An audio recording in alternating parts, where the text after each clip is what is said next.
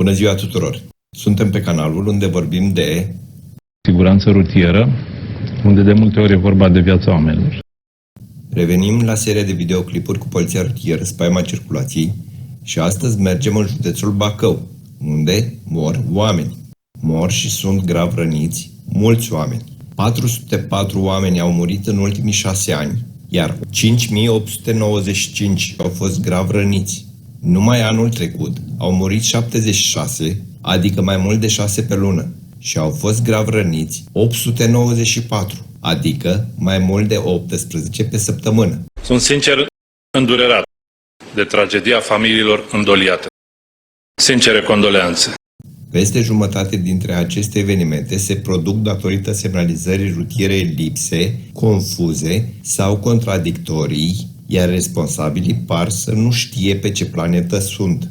La Bacău, responsabilii de siguranța traficului mi-au răspuns niște tâmpenii la întrebările legate de intersecția din Alba. Pentru cei care nu sunteți la curent cu subiectul acestei serii de evaluare a responsabililor de siguranță rutieră și ați ajuns la acest videoclip fără să fi văzut de unde a început această serie, vedeți playlistul din info, de aici, sau din ecranul de final. IPJ Bacău nu are un șef, pentru că acolo s-au tot întâmplat știri în ultimul timp. Așa că, în acest moment, inspectoratul este condus de domnul comisar șef Emil Voicu, în calitate de împuternicit. Omul pare bine intenționat. L-a și retrogradat pe marele șef al nesiguranței rutiere a județului, comisar șef Aurelian Nădejde, la funcția de șef de birou al siguranței Moinești. Doar că omul ține de scaun și în loc să-și recunoască incompetența, a contestat decizia, iar instanța l-a repus în funcție cel puțin până la finalizarea procesului. Cine este responsabil de siguranța circulației în Bacău? Comisar șef Aurelian Nădejde. Ce nădejde să avem că putem circula în județul Bacău fără riscuri? Nici o nădejde. Hai să vedem ce se întâmplă în Bacău, municipiul reședință de județ. Ca de obicei, voi lua aleatoriu câteva puncte de pe hartă pentru a le analiza. Suntem la sensul giratoriu ce leagă Oituz cu Eminescu și Energiei. Ce sunt marcajele astea? Aurică, ți-a spus cineva că semnificația indicatoarelor și marcajelor acționează din locul unde sunt instalate sau vopsite și până în prima intersecție? Tu ce ai autorizat aici? Un marcaj care le spune celor din banda 1 că pot ieși doar la prima și a doua ieșire din sensul giratoriu? Surpriză! Sensul giratoriu se poate ocoli și de 1000 de ori pe banda exterioară, adică în banda 1. Le spui celor din banda 2 că după ce intră în sensul giratoriu pot ieși la a doua, a treia, a patra ieșire din banda a doua? Și dacă se întâlnesc cu cei din banda 1 care vor să continue deplasarea în sensul giratoriu până amețesc? În caz de accident, cine plătește? Tu ar trebui să plătești, Aurică. Tu semnezi, tu trebuie să răspunzi. Ce mai avem aici? Indicatorul cedează și sens giratoriu instalate doar pe partea dreaptă a benzii 1.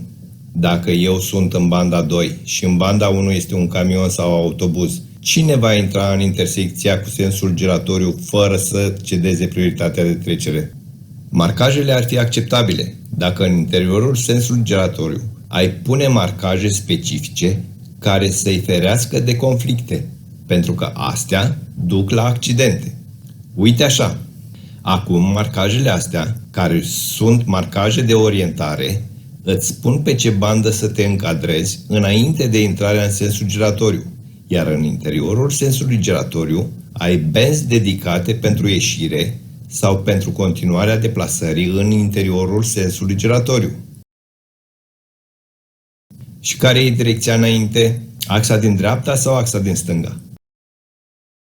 Cei ce intră în sensul giratoriu din Energiei n-au nici marcaj, nici indicator. Pentru cei ce intră din Oituz, la fel.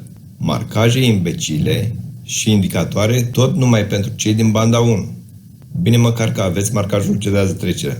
Dar pe timp de noapte, ceață, zăpadă, acest marcaj nu va fi vizibil.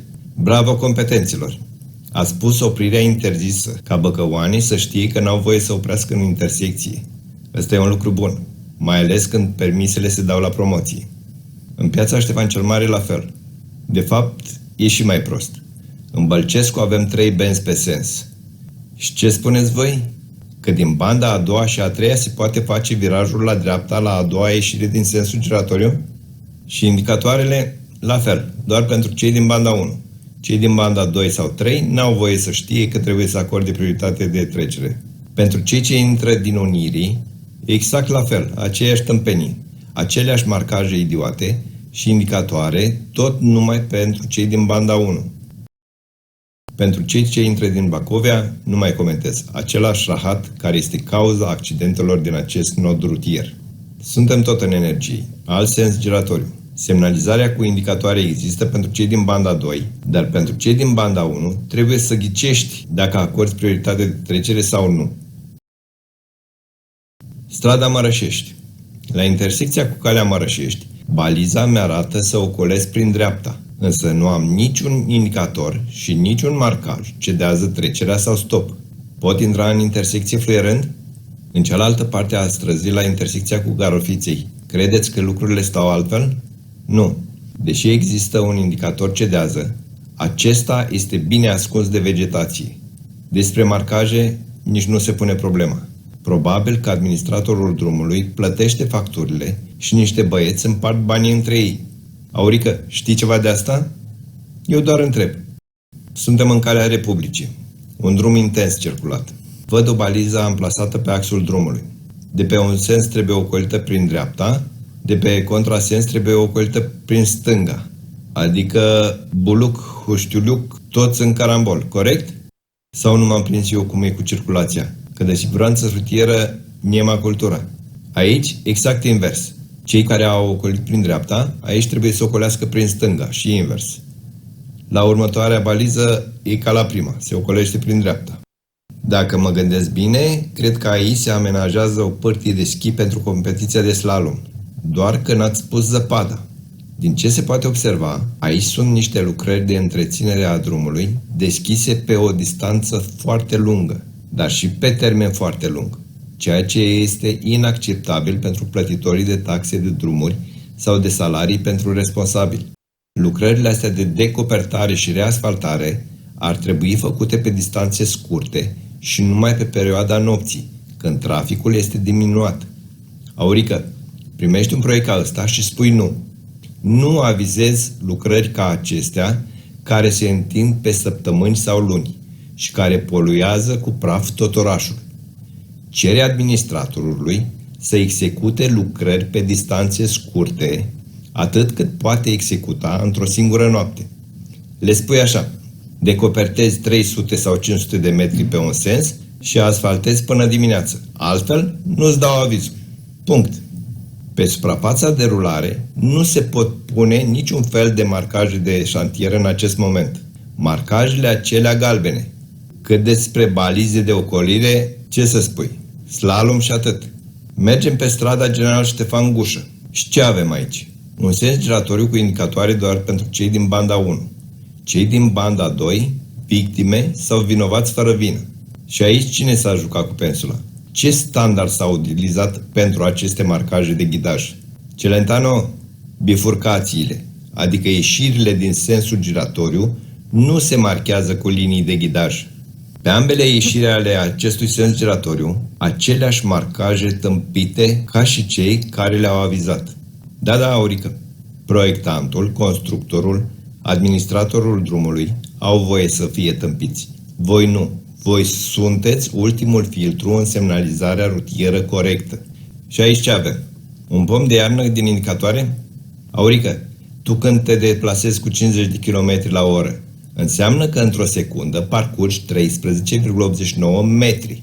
Câte simboluri poți observa într-o secundă? Pe primul stâlp cu indicatoare sunt numai 5 simboluri, 2 pe al doilea, iar pe al treilea 4. În total, 11 indicatoare rutiere pe o distanță de numai 15 metri. Tu le observi și înțelegi mesajul la toate? Minți, Aurică, nu observi nicio treime. Dacă vezi mai multe, atunci îți recomand un psiholog pentru că vezi prea multe, dar nu vezi ceea ce trebuie văzut. Și pe intrare ce ai avizat? 2 benzi de intrare și încă o intrare secundară în sensul giratoriu? Marcajul ăsta, când era nou, spunea că poți ocoli sensul giratoriu, dar o poți lua și pe de-a dreptul? Așa? Și hai să ieșim din oraș, pentru că lumea mi-a reproșat că prezint doar chestiuni din municipiile reședință de județ. Ne aflăm pe DN2G, la punctul G, undeva în apropiere de satul sau comuna Stejarul. În sensul spre Stejarul, văd că e o curbă periculoasă semnalizată minimal cu indicatoare.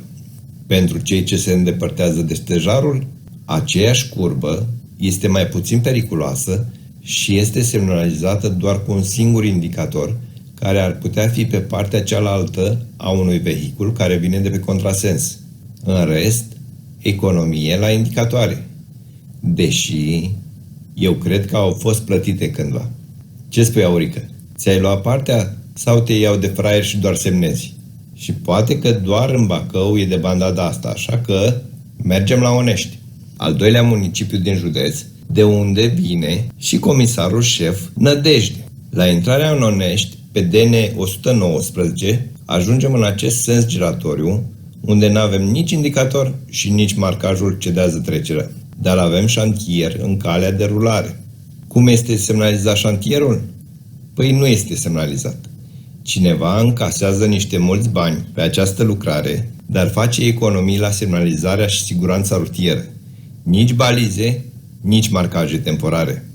Pentru cei ce intră în sensul giratoriu din calea Mărășești, la fel, nici indicatoare și nici marcaje.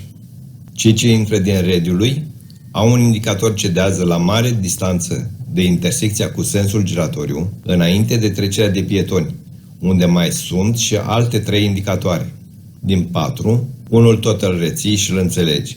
Iar dacă vii din calea Agiudului, din nou liniște. Ba nu, avem alt șantier nesemnalizat și nemarcat. Pe bulevardul Oituz, tot în Onești, avem o bandă de stânga și un scoar marcat, dar nu înțeleg dacă este o bifurcație. Pe direcția la stânga am sens unic, dar nu știu dacă trebuie să le acord prioritate de trecere celor din dreapta mașinii de școală, pentru că nu am nici marcaje și nici indicatoare. Nici ăștia n-au niciun fel de indicatoare, nici de prioritate, nici de pierderea priorității. Așa că acest punct poate fi o amenințare la siguranța rutieră. Cine are prioritatea, Aurică? Cei ce vin din centru sau cei ce merg spre centru? Tot în Onești suntem, la sensul giratoriu ce leagă bulevardul Oituz cu calea Brașovului și strada Libertății. În prima bandă avem indicatoarele cedează trecerea și oprirea interzisă. Oprim la cedează sau nu oprim? Care e rostul indicatorului oprirea interzisă? Aurică, tu ai înțeles ceva din planșele alea pe care le-ai avizat? Nu? Du-te acasă. Te ții de scaunul ăla inutil. Iar prin competențele pe care le arăți, doar omori oameni. Deci, ce dăm prioritatea fără oprire? Da? Pentru cei din banda 2, nu e nevoie să afle și ei că trebuie să acorde prioritate? Intră într-un sens giratoriu. Cei ce intră din calea Brașovului întâlnesc un șantier. Din 2 benzi ajung într-o singură bandă, iar semnalizarea de șantier lasă de dorit, dacă nu se lasă cu accidente. Pe contrasens se poate vedea un ambuteiaj. Ce să fie, ce să fie. Cine blochează traficul? Hai să vedem în spate. Deci, asta e avizat, Aurică? Lucrări pe un drum național, european 574, pe timpul zilei? Băi, ești nebun, bă! Serios? Limita de viteză în șantier e de 40 de km la oră? Asta permis tu prin avizul pe care l-ai semnat? Ție din prima trebuia să-ți dea ciocanul în mână, ce du-te, bă, băiatule, și bate cu el, lasă-te pace. Pe strada Libertății se lucrează și se lucrează de luni bune. Se lucrează la canalizare, dar cum? Oricum. Noi muncim, nu gândim. Chiar deloc. Bă, toți muncim, dar puțin facem ce trebuie. Nici administratorul drumului nu gândește, nici Aurel, care a plecat din Onești și nu-i pasă. Aici, din ce se vede, cei de pe sensul din dreapta trebuie să intre pe contrasens. Niște marcaje galbene de șantier și niște restricții de viteză la 20, maxim 30 de km pe oră ar fi fost absolut necesare. Dar nu știe Aurică nimic despre asta. Această semnalizare de șantier, cum ți se pare? Aurică, după gradul de comisar șef, te aștept să fii avansat general? Chestor de poliție? Nu m-aș mira. Pare un tip ambițios. Nu te pricepi, dar mergi înainte. Te cațeri. Și la sensul giratoriu de la Lidl, ce avem în calea de rulare? Niște piatră ca să se rostogolească mașinile mai ușor când intră în intersecția cu sensul giratoriu, nu? Marcajul cedează trecerea și indicatorul cedează nu există. Dar avem indicatorul accesul interzis tuturor vehiculelor. Ce reprezintă acest indicator? Este unul din indicatoarele care se pun în sensul giratoriu? A explodat ceva în capul tău, Aurică? Ai nevoie de un doctor? În continuare, pe strada Libertății, niciun indicator, niciun marcaj de șantier, nici o baliză. Până aici. Aici văd că depășirea este interzisă. Serios? Până acum a fost permisă și de aici gata. Nicio depășire. Și abia aici au răsărit două balize uitate de cineva, care spun că trebuie ocolite prin stânga și prin dreapta. Aurică, tu ai curaj să-ți bagi pe jouri prin dreapta? Întreb și eu. Și lucrările merg mai departe. Atenție! Imaginile sunt din august 2022. Mai departe, imaginile sunt din septembrie 2023. Deci foarte recente. Lucrările nu s-au terminat. Au apărut câteva păpice, dar și câteva balize care ne spun ce? Să ocolim prin dreapta, să intrăm în șanțul săpat în carosabil, iar banda de polietilenă ce rost are? O va vedea vreun șofer care circulă noaptea pe acest segment de drum? Iar următoarea baliză ne arată că trebuie să intrăm peste muncitori și peste utilajul care lucrează. Bun?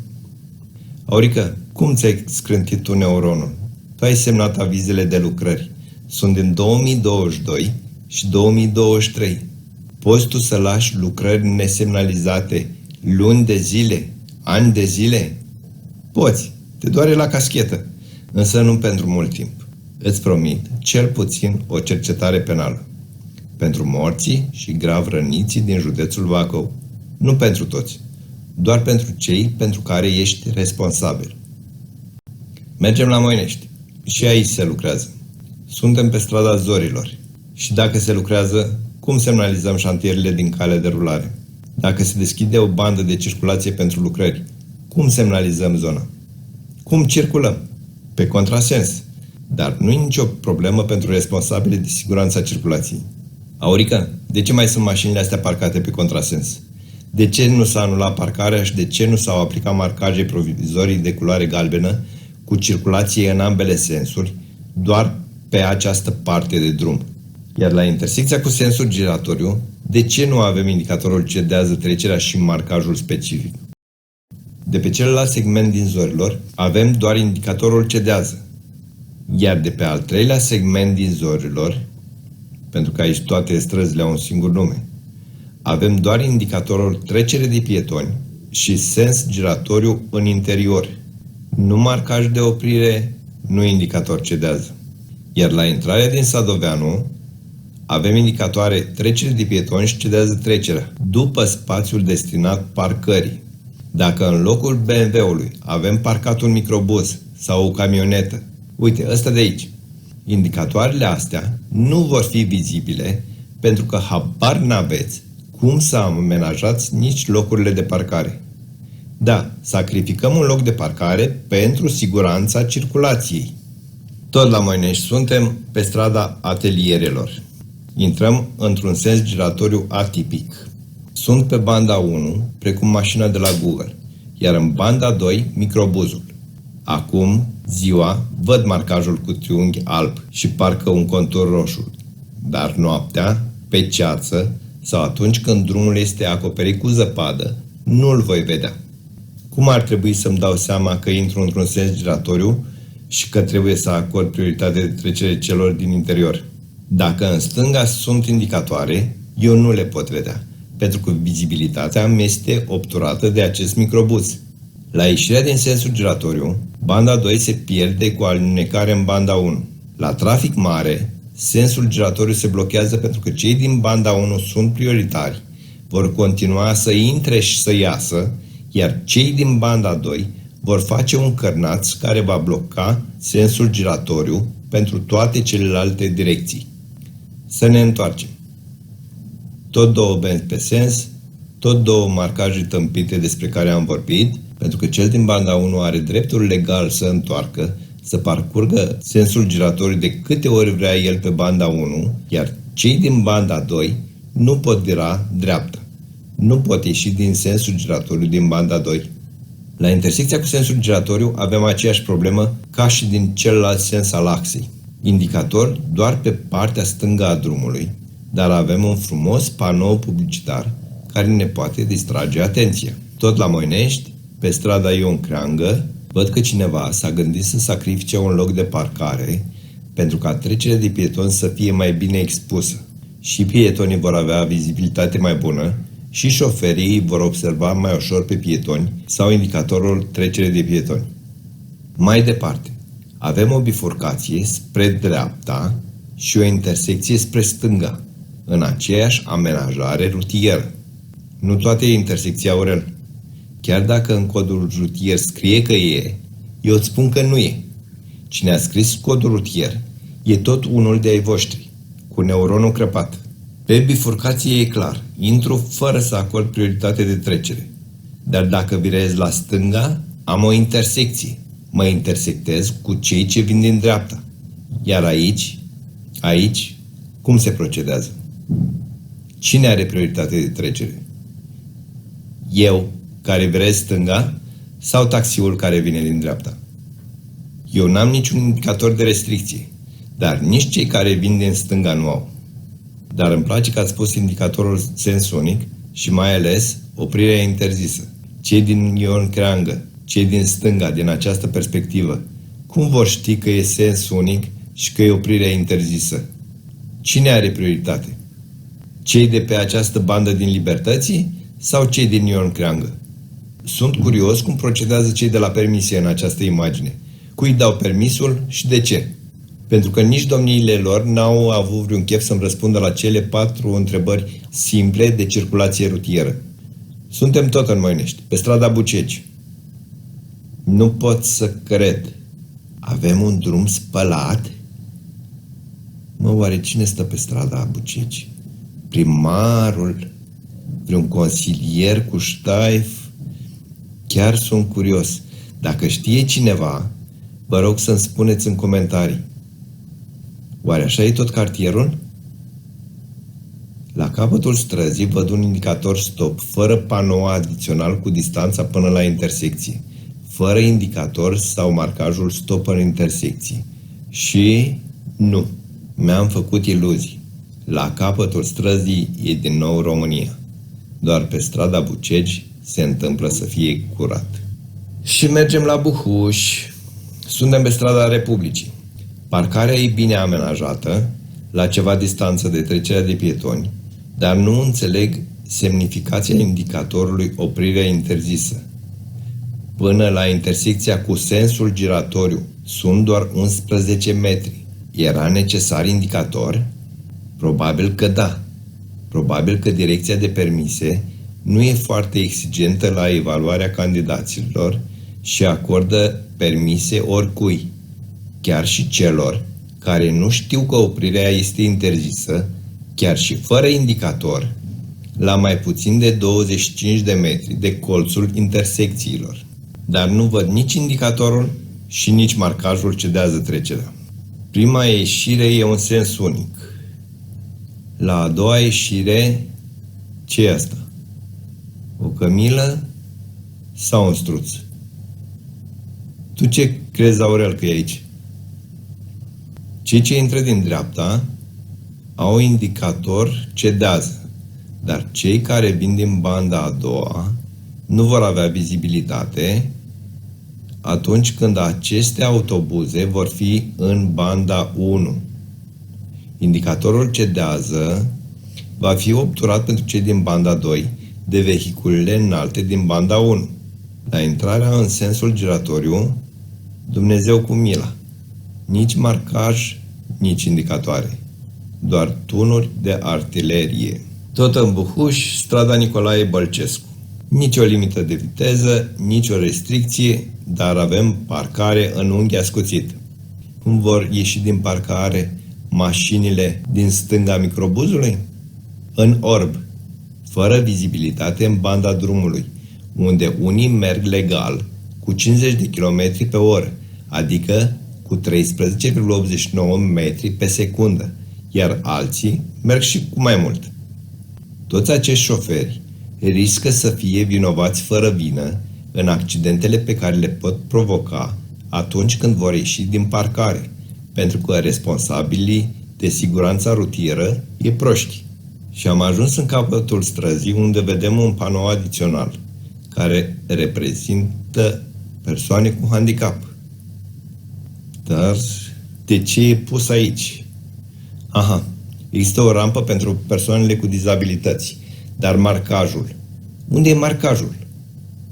Sau poate că persoanele în cărucioare își vor continua deplasarea în banda de circulație? Iar în capăt, în intersecție, cum procedăm? Ne holbăm bine până găsim indicatorul stop în cireș, da? Asta e strada Nicolae Bălcescu, nu e o creangă. Așa verificați voi ceea ce avizați? Controlați doar șoferii, iar cu administratorii drumurilor faceți parte în parte. Împărțiți strada? Marcajul stop, cel de la articolul 81, aliniatul 1 din regulament, unde e? Și dacă ne uităm cu atenție, vedem că această lucrare, acest drum, a fost reabilitat pentru 2 milioane de lei, adică aproximativ 400.000 de euro. Nu-i de mirare că acest panou l-ați ascuns între ramurile copacilor și l-ați orientat către șosea. Cu siguranță că toți șoferii îl vor citi. Da? Pentru pietoni, adică pentru cetățeni, nu e disponibil. Mergem la Comănești. În strada Moldovei vedem indicatorul care anunță un sens giratoriu, iar mai departe, scuarul de delimitare a benzilor nu este semnalizat. Așa că pe timp de noapte, ploaie, ceață sau zăpadă, se poate experimenta săritura din trambulină. Iar la intrarea în sensul giratoriu, niciun indicator. Există marcajul cu simbolul cedează, însă ați avizat linii de ghidaj în loc de linia cedează? Articolul 81, aliniatul 2 din regulament, da? La intrarea în sensul giratoriu din strada Moldovei, există indicatorul cedează, însă același marcaj de ghidare, care nu și are locul aici. La intrare din Vasile Alexandrii, lucrurile stau mai bine, în sensul că există indicatoare și pentru scoar și pentru intrarea în sensul giratoriu. Însă indicatorul cedează pare a fi din 44, de la sfârșitul războiului, la cât de decolorat e.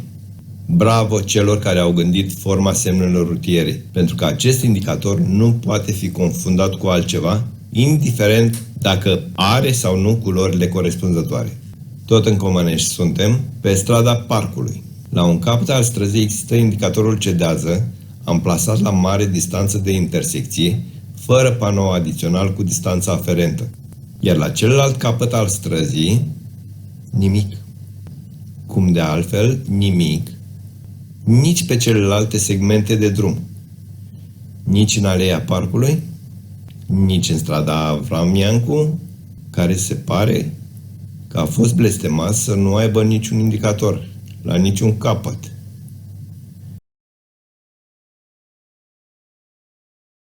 Dar aici este un indicator cedează între intersecții. Încerc să-mi dau seama cui se aplică, dar nu-i văd logica. Suntem pe strada Gheorghe Donici. Marcajele pe care le vedem spun că este o stradă cu circulație în ambele sensuri. Avem marcajul cu simbolul cedează trecerea, dar linia este stop pentru trecere de pietoni, care are și un indicator de trecere de pietoni, doar că este vizibil doar pentru cei de pe contrasens. Dacă ne uităm atent, vedem că există și indicatorul sens unic instalat la baia vecinului de la parter. Toată această analiză și concluziile pe care le poți trage trebuie făcute în timp ce te deplasezi cu mai mult de 8 metri pe secundă, adică la o viteză de peste 30 de km la oră. Uite așa arată bulevardul 1 Mai din Comănești, cu asfalt care se moaie la prima ploaie. Chiar te simți pe bulevard, doar că la intersecția cu strada Liceului nu găsești niciun indicator, iar de marcaje, ce să spunem, nici nu există marcaje și nici nu se pot pune marcaje în gropile astea. Mergem la Sascut, o comună tranzitată de DN2 sau European 85, denumită și Șoseaua Morții. În acest loc, unii ar putea crede că sunt 2 benzi pe un sens și 3 benzi pe celălalt sens. În realitate, aici sunt doar 2 benzi de circulație, câte o bandă pentru fiecare sens. Doar că, datorită marcajului prost, ai putea crede că banda de urgență este bandă de circulație. Banda de urgență trebuie marcată cu linie continuă și nu cu linie discontinuă, iar circulația pe banda de urgență este interzisă. Doar că șeful Poliției Rutiere din Bacău, comisar șef Aurel Nicio Nădejde, n-a aflat asta. Iar dacă nu știe, semnează orice tâmpenie îi dau proiectanții, arhitecții sau administratorii de drumuri. În această intersecție au loc anual 10 de accidente, unele mai grave, altele soldate doar cu pagube materiale. Lățimea drumului permite configurarea unei insule pentru cei ce virează la stânga, doar că comisarul șef Aurel n-are nicio idee. Cei ce intră în DN2 din DN 119A nu au niciun indicator de reglementare a priorității, așa că cineva care nu cunoaște arhitectura locului ar putea intra în DN2 fără să acorde prioritate de trecere celor care consideră că DN2 este o șosea de viteză. Nu trebuie să spun nimănui că pe DN2 limitele de viteză sunt respectate doar în preajma radarelor. În rest, pedala la podea și viteză maximă. Acest loc, care contribuie mult la cifrele statistice, ar putea fi amenajat cu respect pentru siguranța rutieră și pentru plătitorii de taxe, impozite și salarii mulțumitoare ale responsabililor de siguranță a traficului. Câte o bandă laterală pe fiecare sens pe direcția înainte și o bandă centrală pentru direcția la stânga. Dar așa ceva este prea greu și pentru comisarul șef Aurică și pentru inginerii și doctorii școlii românești. România educată...